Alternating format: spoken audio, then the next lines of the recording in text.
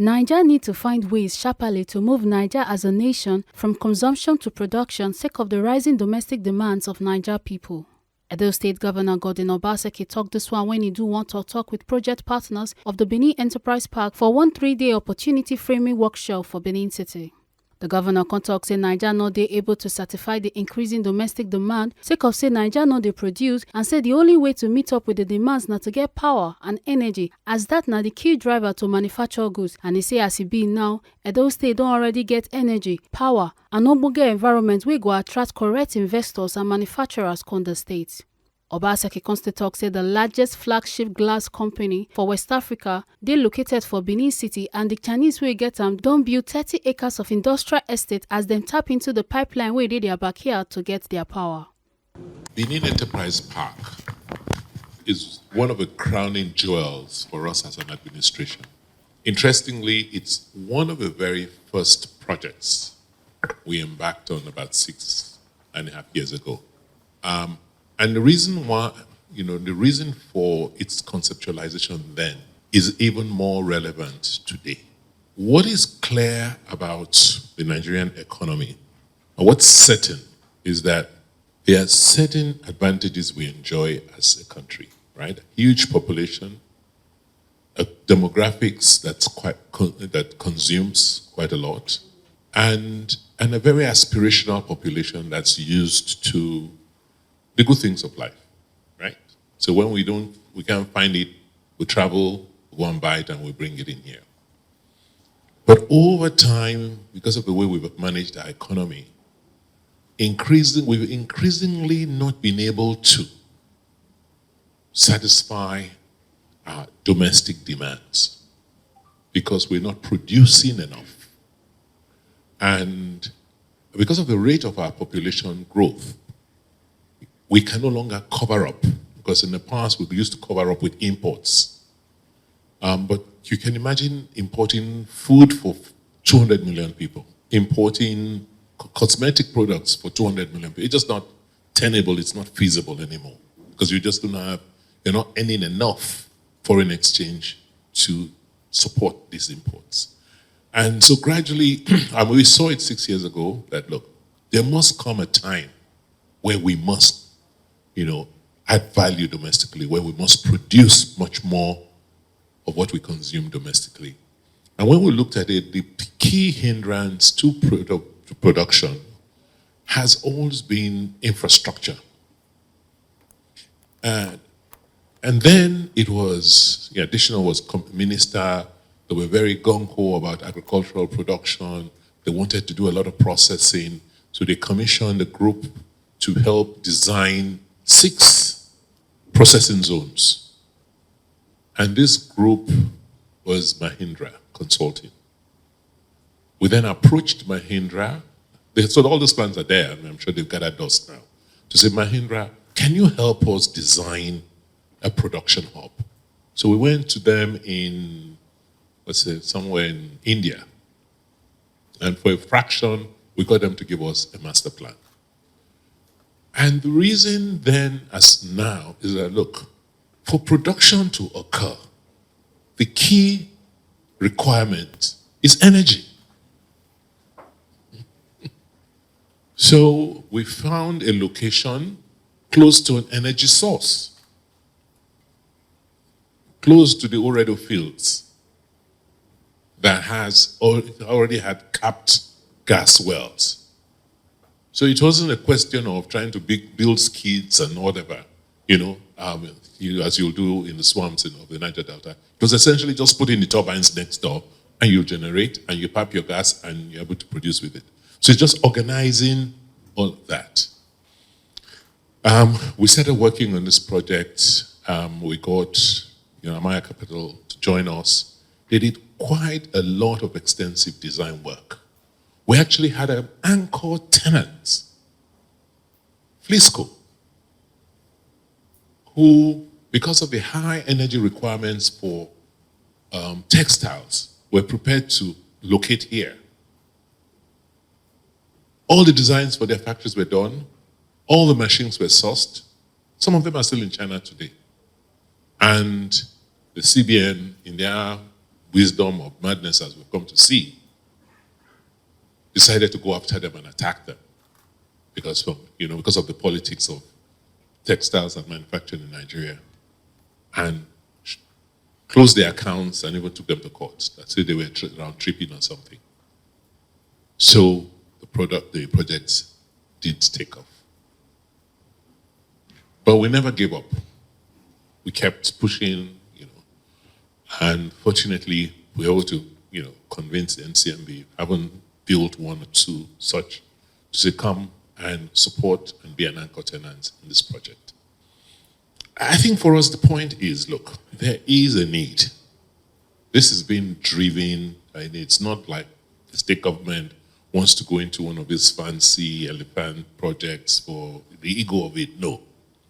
If you put, from a McKinsey study, if you put a pin on Benin City and take a 3-hour radius, that's 70 million people. So a market exists. Benin is a hub. It's a transport hub, it's a logistics hub. There are light manufacturing that can occur because the raw materials already exist. As we speak in this, in this state, in this city, we have the largest flat sheet glass company in West Africa located here. And nothing to go. There's already a 30-hectare industrial estate, which I hope you guys will visit, privately built by the Chinese. And they tapped into the Alps line that runs behind them, and from which they generate their power. So things are already happening on the private side. The largest MDF manufacturing plant in West Africa is located here. They're doing ceramics, they're doing steel, they're doing doors, they're doing roofing sheets. But it's not on the scale that we need to pitch it. So we've acquired this piece of land, which is in excess of 900 hectares. Right? It's a whole city where we're saying, okay, the energy source is available. Some of the basic infrastructure, like the road network, is available. Obaseki Konto say we get the population, market, human capacity, and energy sources, and say that the market for production and other ogbonge things our stakeholders for this workshop go put together. He can also say next month the administration go sign one MOU with Antwerp Port for Benjo on top development of the Benin River Port, and then access no go be problem again. The other key requirement, which is the human capacity, will be built over time, because as a government, we have been investing in education, particularly foundational education. So in another 5-7 years, I can assure you we'll produce the best engineers, the best technicians in this country here, because we are, the school systems, we're focusing on, education. We're focusing on literacy and numeracy skills for these kids. And after 4 years, we can see, it's palpable, you can tell how these kids are transforming. And these are kids, mostly kids in public schools, not even the ones in the private schools. And yet almost 500,000 of them.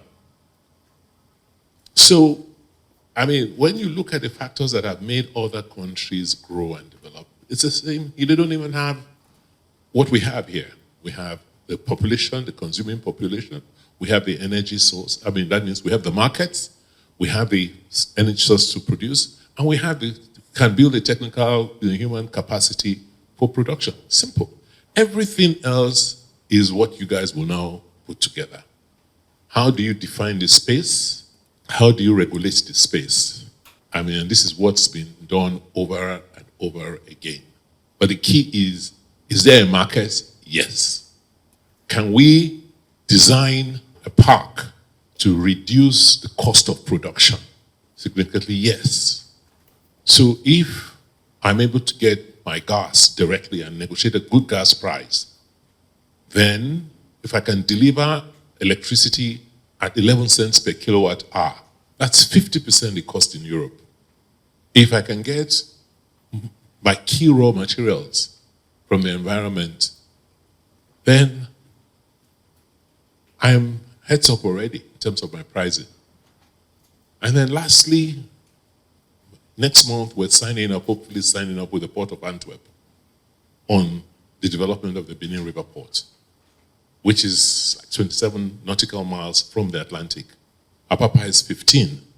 So access should, by the grace of God, in 5 years' time, not be a problem. And we're not saying this because we are exceptional. I'm sure there are also opportunities like this across the country. But what we've seen in the case of our educational reform, except one state does it, others will not know it is possible. And for us, it's got to be market-driven, government-supported. If it doesn't make market sense, it will not work. You cannot sustain it. We believe in 12 months, we should have some key tenants taking positions, beginning to, in 6 months, we should be everywhere selling. There are people who have needs. And I think we can compete very favorably with the Lagos-Shagam corridor. Because and the way we see Nigeria progressing into the future, this country is too big for just one territory to control such a large portion of its trade. It's not even sensible. You've got to distribute it. So, for this zone, for our zone, we believe that we are best suited and located to compete, and it's infrastructure like this that will help us compete.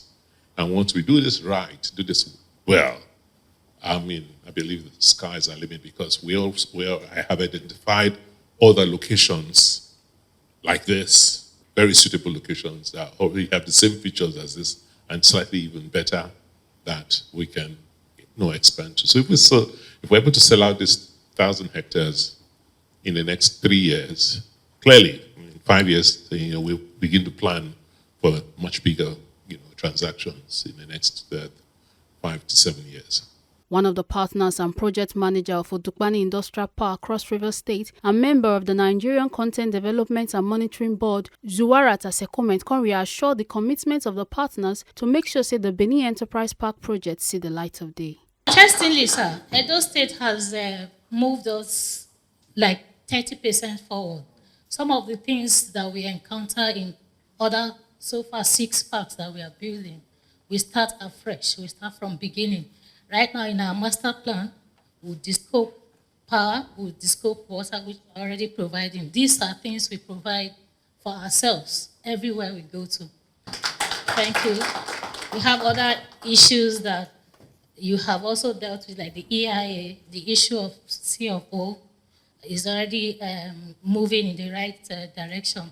Permit me to also bring my executive secretary's well wishes to you. He would have loved to be here, but for commitments he has already made before this date. But be rest assured that we are here by his permission, and whatever resolutions we reach here, we'll get to him. He will be personally giving you feedback, but we are waiting for just the CFO, EIA. We are ready to move.